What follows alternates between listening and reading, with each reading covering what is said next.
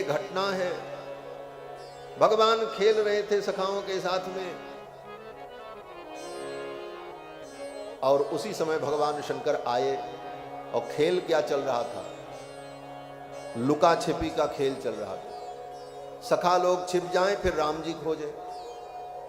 फिर कोई एक सखा खोजने के लिए निकलता तो राम जी छिप जाते। लुका छिपी का खेल चल रहा था। राम जी छिप करके एक जगह महल के किसी कक्ष में किसी स्तंभ के पीछे छिप करके खड़े थे।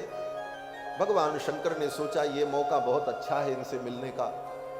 भगवान शंकर अपने शरीर में विभूति लगाए हुए वहीं प्रकट हो गए और भगवान शंकर ने राम लला को अपने गले से लिपटा लिया। तो शंकर जी के शरीर की जो विभूति थी वो राम जी को लग गई। वो धूल है, कोई ऐसी वैसी धूल नहीं, भगवान शिव के शरीर की भस्म। इसीलिए राम जी ने उसको झाड़ा भी नहीं। क्यों? बोले एक भक्त के प्रेम का वो प्रतीक है, इसलिए धूसर धूरी भरे तनुआए, भूपति बिहस गोद बैठाए। बैठा तो लिया, भोजन करने लगे, लेकिन भोजन में मन नहीं लग रहा। भोजन करत चपल चित इत उत अवसर पाई। भोजन में मन नहीं लग रहा। क्यों? बोले सखाओं को छोड़ करके आए। राम जी सख्य धर्म को मित्र धर्म को समझते हो। मित्र धर्म क्या है? बोले मित्र के साथ समानता का व्यवहार हो, इसको मैत्री धर्म कहा जाता है। भले एक मित्र गरीब हो और दूसरा अमीर हो, लेकिन दोनों के व्यवहार एक दूसरे के साथ समान हो, तब मैत्री होती है। इसीलिए आचार्यों ने कहा समान शील व्यसने सुमैत्री। समान शील व्यसन में ही मैत्री होती है। जहां असमानता हो जाए वहां मैत्री होती ही नहीं है, वहां तो केवल व्यवहार रहता है। मैत्री समानता। तो भगवान ने सोचा कि मैं जाकर के महल में भोजन कर लूं और मेरे सखा भोजन न करें, ये तो समानता का व्यवहार नहीं। इन सखाओं को भी भोजन करना चाहिए, मैं अकेले भोजन करूं ये ठीक नहीं। मैत्री तो यही है। मैत्री ये नहीं है कि दिन भर मित्रों के साथ खेलो और जब खाने का समय आए तो मित्रों से कहो थोड़ी देर रुको मैं आ रहा हूं, फिर भीतर जाकर के माल गटक करके चले आओ। ये कौन सी दोस्ती? दोस्ती तो ये है कि सब व्यवहार में समानता बनी रहे। राम जी को ये अच्छा नहीं लगा, मैया ने मुझे बुलाया, पिताजी ने बुलाया, मुझे तो भोजन करा रहे हैं, मेरे सखाओं को भोजन नहीं कराया। इसलिए ठाकुर जी का भोजन में मन नहीं लगा। भोजन करत चपल चित इत उत, इधर भी देखा उधर भी देखा। अवसर पाई, अवसर मिल गया। क्या अवसर मिला? बोले मैया को लगा अब तो लाला आ ही गया है। दशरथ जी ने भी सोचा भोजन कर रहे हैं, अब तो कोई चिंता नहीं। ज्यों ही दोनों माता पिता निश्चिंत हुए, तब तक राम जी ने क्या किया? बोले धीरे से सामने की थाली में हाथ डाला, एक मुट्ठी भात और दही बटोरा और लेकर के भागे।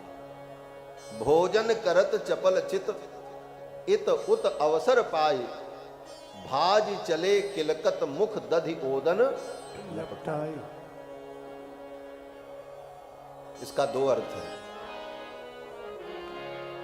किलकत मुख, मुख पर किलकारी है भगवान की, और दधि ओदन लपटाई, दही भात को मुट्ठी में लपेटा और लेकर के चलते। क्यों लेकर के चले? बोले सखाओं को खिलाएंगे। मैंने तो खा लिया, मेरे सखा नहीं खाए। बोले एक मुट्ठी दही और भात में सखाओं की तृप्ति कैसे होगी?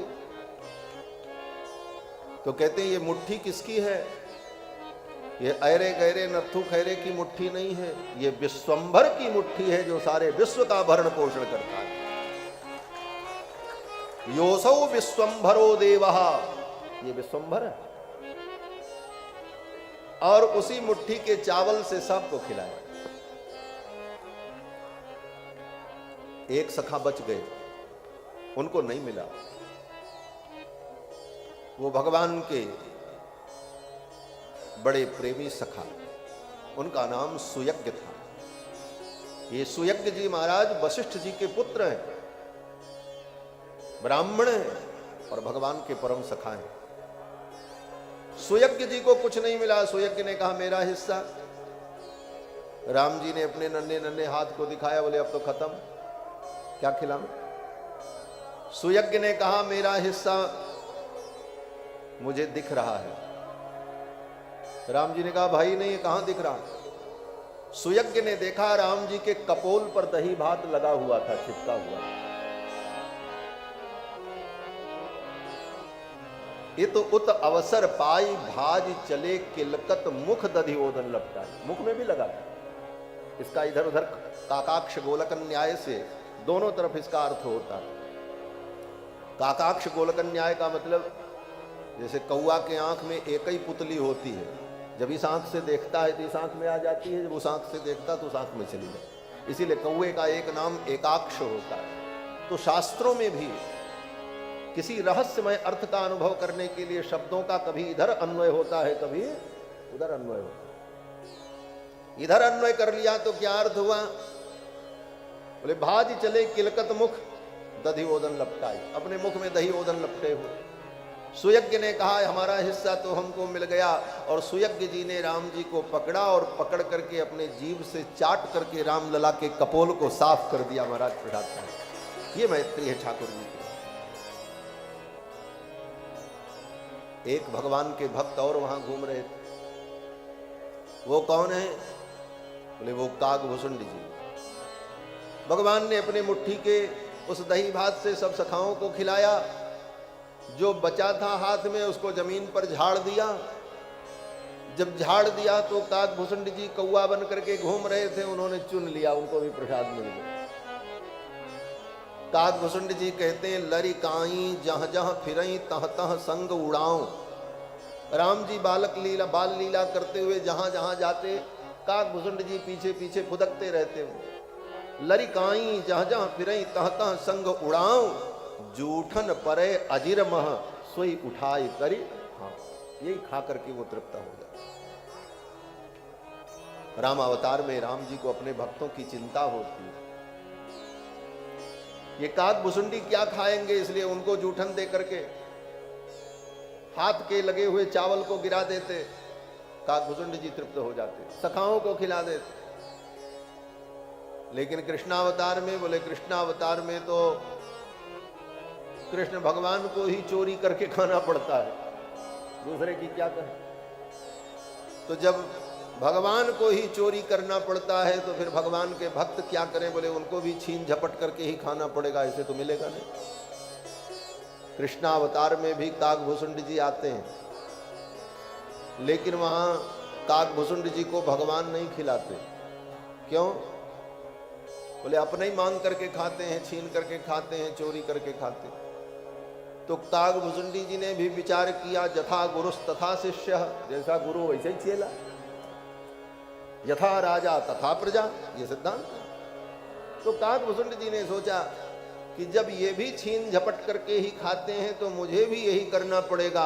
और कृष्ण भगवान को मैया यशोदा ने माखन लगा करके जब रोटी का टुकड़ा पकड़ाया और कन्हैया रोटी खाने चले, माखन से सनी हुई, तब तक कागभूषुंड जी आए और कन्हैया के हाथ से छीन करके लेकर के भागे।